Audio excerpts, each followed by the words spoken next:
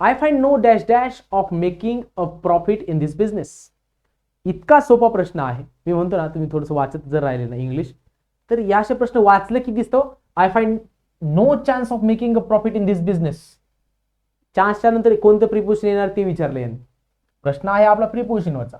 Which of the following prepositions correctly fills in the blank in the sentence above. कोणतं sentence येईल, कोणतं preposition येईल? I find no chance of making. Chance of असतं बरं का. I see a chance of success in that field. मला त्या फील्डमध्ये सक्सेस होण्याचे चान्सेस दिसतात. CHANC, chance of. आलं का लक्षात?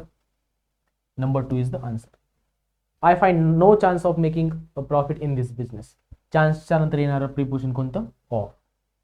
Next, the small child was crying for dash dash mother.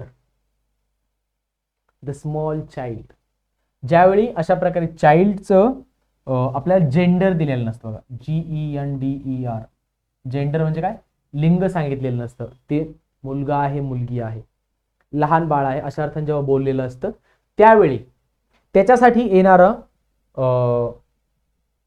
जे एक आपलं पॉझिटिव्ह ॲडजेक्टिव्ह आहे, सॉरी पॉझिटिव्ह प्रोनाउन आहे, तो काय यायला पाहिजे बघा.